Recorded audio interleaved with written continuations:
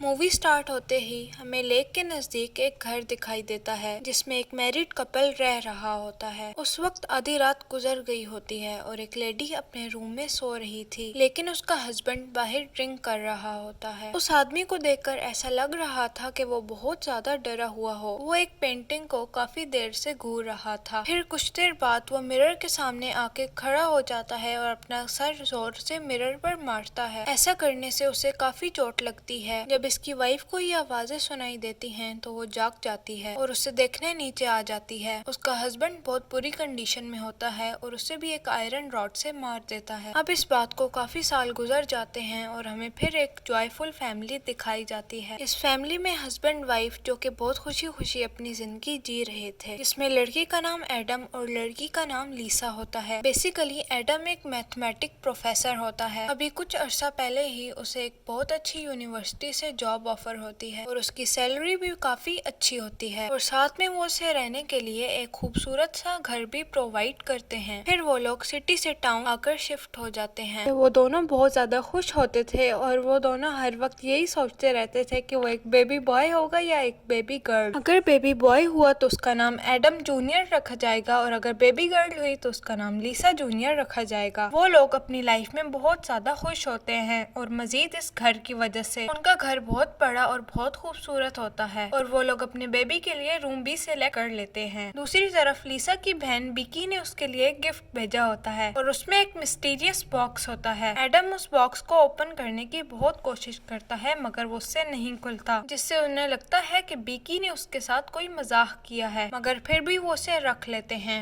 अगले दिन एडम अपने काम पर चला जाता है। जाने से पहले वो लीसा को कुछ इंस्ट्रक्शंस देता है कि तुम अपना ध्यान रखोगी और बेबी के रूम की अभी सेटिंग नहीं करोगी क्योंकि बेबी के रूम की अभी सेटिंग नहीं हुई हो। और वो कहता है कि हम दोनों इसे मिलकर सेट करेंगे। लेकिन जब एडम चला जाता है तो लीसा अपने आप को बहुत ज्यादा बिजी कर लेती है। वो बेबी रूम की बहुत ज्यादा सेटिंग कर लेती है और बेबी क्रडल को भी, क्योंकि उसे नहीं लग रहा था कि वो क्रडल इतना भारी होगा। फिर उसका जहन उस बॉक्स की तरफ जाता है जो कि एडम नहीं खोल पाता और यहाँ पर एक स्ट्रेंज चीज ये होती है कि लीसा से वो बॉक्स इजीली खुल जाता है और जब वो उसे ओपन करती है तो वो बॉक्स बिल्कुल खाली होता है। फिर वो बॉक्स को रख देती है और वॉक पर चली जाती है। तभी उसको एक औरत नजर आती है जिसकी बॉडी पर ब्लड लगा होता है और वो रो रही होती है और वो बार बार एक ही लफ्ज बोल रही थी कि मैंने अपने बच्चे को खो दिया। उसकी ये हालत देखकर लीसा उसकी हेल्प करना चाहती थी, मगर लीसा को देखकर वो अजीबो अजीब बातें करना शुरू हो जाती है। उसे कहती है कि जो बच्चा तुम्हारे पास है वो तुम्हारा नहीं रहेगा, वो उसे ले जाएगा और लोग भी तुमसे डरना शुरू हो जाएंगे। और ये भी कहती है कि तुम अपने बच्चे को बचा नहीं सकोगी। ये बातें सुनकर लीसा बहुत डर जाती है और वापस अपने घर आ जाती है। फिर वो एडम को कॉल करती है और सारे इंसिडेंट के बारे में उसे बता देती है। लेकिन उस दिन के बाद लीसा के साथ अजीबो गरीब चीजें शुरू हो जाती हैं। उसे बेबी रूम से किसी चीज की रोने की आवाज आती है। फिर वो देखने के लिए ऊपर बेबी रूम में जाती है। फिर जब वो जिस चीज को देखती है उसको देखकर वो बहुत ज्यादा हैरान हो जाती है। वो देखती है कि बेबी क्रिडल में एक बच्ची लेटी हुई होती है। उसे कुछ समझ नहीं आ रहा था कि ये क्या हो रहा है। ये कोई ख्वाब नहीं था, ये रियलिटी थी। फिर वो जैसे ही बेबी को गोद में उठाती है उस बेबी का अचानक से चेहरा चेंज हो जाता है और इसके बाद लीसा अपने होश खो बैठती है। जब शाम को एडम घर वापस आता है तो वो देखता है कि लीसा बहुत ज्यादा जख्मी हो चुकी थी और उसका काफी खून भी निकल चुका होता है। वो फौरन उसको हॉस्पिटल लेकर जाता है, लेकिन लीसा तो बच जाती है मगर उसका बच्चा मर जाता है। इससे भी ज्यादा जब अफसोसनाक बात ये होती है कि जब डॉक्टर उसे बैड न्यूज सुनाती है कि लीसा अब कभी भी माँ नहीं बन सकती और शायद ये सब कुछ हैवी उठाने की वजह से हुआ। एडम सोचता है कि उसी वजह से हुआ होगा क्योंकि लीसा ने बेबी क्रडल बनाया था। उसने लीसा को मना किया था मगर लीसा ने उसकी एक बात ना सुनी। ये बात सुनकर लीसा की बहन बिकी भी उनके घर आ जाती है और ये डिसाइड करती है कि वो कुछ दिन लीसा के साथ ही रहेगी ताकि लीसा का मूड ठीक हो जाए। इस वाक़ये के बाद एडम काफी मर्तबा लीसा से पूछता है कि ऐसा क्यों हुआ और इस दिन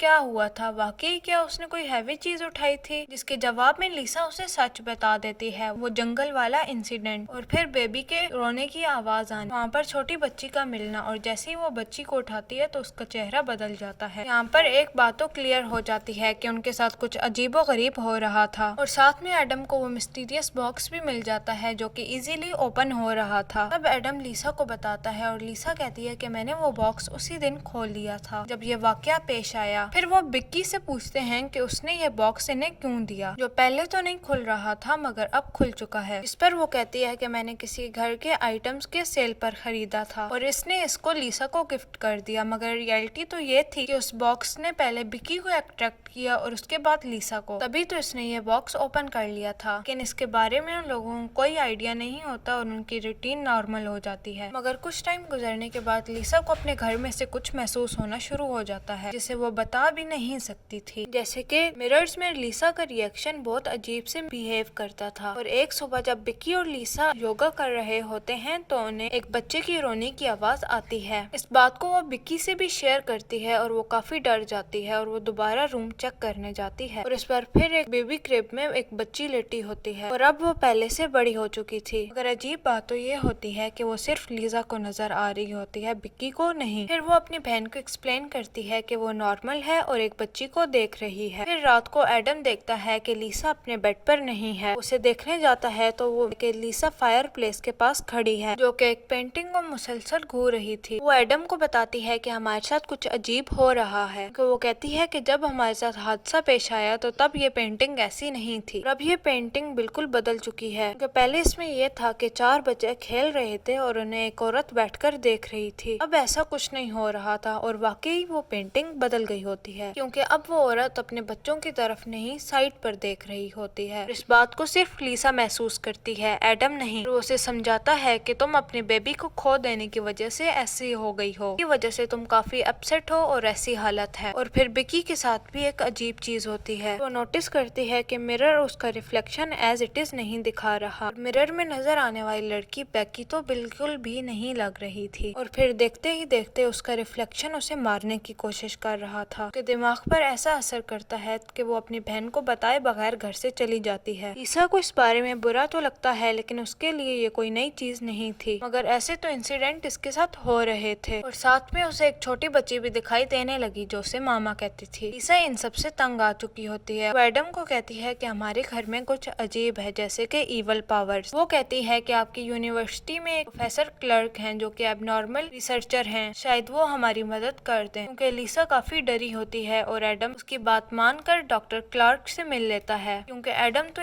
इन बातों पर बिलीव नहीं रखता था। और वो डॉक्टर क्लार्क को कहता है कि लीसा का शक दूर करें। जब डॉक्टर क्लार्क उनके घर में आते हैं तो उन्हें काफी अजीब चीजें महसूस होती हैं। दरअसल डॉक्टर क्लार्क बचपन से ही ब्लाइंड होते हैं लेकिन उनके पास एक एबिलिटी भी थी कि वो बचपन पैरानॉर्मल एक्टिविटीज को महसूस कर सकते हैं। वो लीसा को कहता है कि जो भी तुम्हारे साथ हो रहा है वो ये घर की वजह नहीं है और वो कुछ और ही है। फिर उसे मिस्टीरियस बॉक्स के बारे में पता चलता है। फिर उन्हें पता चल जाता है कि अननोन इविल पावर थी जो इस बॉक्स में बंद थी। जैसे ही उस बॉक्स को ओपन किया गया वो इविल पावर आजाद हो गई और जिसने उस बॉक्स को ओपन किया है वो उसी के साथ ही है और वो जहाँ जहाँ जाएंगे वो चीज उसको फॉलो करेगी। ये बातें सुनकर एडम काफी गुस्से में आ जाता है और डॉक्टर क्लार्क को बाहर जाने को कहता है कि मैंने तो आपको कहा था कि आप लीसा का शक दूर करें और आपने तो उसे और ही डरा दिया। उसके बाद डॉक्टर क्लार्क उन्हें कहता है कि तुम लोगों को शायद पता नहीं है कि तुम लोग कितनी बड़ी मुसीबत में हो, लेकिन वो उसकी कोई बात नहीं सुनता। फिर उसी रात एडम के साथ भी कुछ होना शुरू हो जाता है। अब उसे एक औरत और एक ओल्ड लेडी नजर आती है और वो दोनों उसे काफी डरा देती हैं। तो एडम को पूरा यकीन हो जाता है और वो फिर से डॉक्टर क्लार्क को अपने घर बुला लेता है। तब डॉक्टर क्लार्क उनकी मदद करने की कोशिश करता है और उसे पता चलता है कि ये सब कुछ जो पैरानॉर्मल एक्टिविटीज हो रही हैं वो इस घर की वजह से बिल्कुल भी नहीं। सबकी होने की वजह वो बॉक्स है क्योंकि उस बॉक्स में एक अननोन इविल पावर होती है। का कोई वजूद तो नहीं होता मगर वो काफी टाइम से इस दुनिया में रह रही थी और इनका मकसद सिर्फ अनबॉर्न बेबीज का शिकार होता है, अपने बच्चे को इस दुनिया में आने से पहले ही मार देना। उसकी बहुत बड़ी मिसाल लीसा थी और उसके साथ भी यही हुआ था मगर लीसा के साथ कोई वाकया पेश नहीं आया होता, मगर उसके साथ ये सब कुछ करने वाली इविल पावर्स थी। यानी हमने देखा कि एडम और बिक्की से वो बॉक्स नहीं खोला गया मगर जैसे ही लीसा ने खोला तो लीसा से वो बॉक्स खुल गया। वो बॉक्स सिर्फ प्रेग्नेंट वुमेन से खुलता है और बाहर आते ही वो अनबॉर्न बेबीज को मार देते हैं। बच्ची उसे नजर आती थी वो और कोई नहीं था, वो उसकी अनबॉर्न बेबीज की टाइप्स थी। अगर वो इस दुनिया में आ जाती तो वो ऐसी होती। वो बच्ची स्टेप बाय स्टेप बड़ी होकर ऐसी होती। जैसे लीसा को सबसे पहले एक छोटी बेबी नजर आई थी, उसके बाद बड़ी और उसके बाद एक उससे बड़ी और उसके बाद एक ओल्ड लेडी। वो सारे बेबी के ओल्ड वर्जन थे। इविल पावर ज्यादातर मिरर्स और पेंटिंग्स में होते हैं क्योंकि उसका कोई वजूद तो था नहीं कि वो दुनिया में रहे और ये पावर्स लोगों के माइंड को कंट्रोल करके उन्हें अजीबो गरीब चीजें दिखाती थी और ऐसा उन तीनों के साथ कई दफा हो चुका था। इविल पावर को मारा तो नहीं जा सकता, सिर्फ कैद कर लिया जा सकता है और उसे कैद करने के लिए सैक्रिफाइस करना पड़ता है। इसका मतलब ये था कि उस औरत को मारा जाए तो ये एंटिटी कैद हो जाएगी। तो यही वजह थी कि पहली फैमिली में आदमी ने उसकी बीवी को मार दिया था। उन्हीं के घर के सामान में की ने लीसा को वो सामान दिया था और जंगल में आने वाली औरत, वो औरत उस मरी हुई औरत की सोल थी जो उस बॉक्स के अंदर थी, जिसको लीसा ने खोल दिया था। लेकिन एडम लीसा को मारना नहीं चाहता था। एडम बहुत कोशिश करता है कि वो लीसा को इस मुसीबत से बचा ले, लेकिन ये इविल पावर लोगों को हिप्नोटाइज करती है और फिर दूसरे लोगों को मारने का कहती है।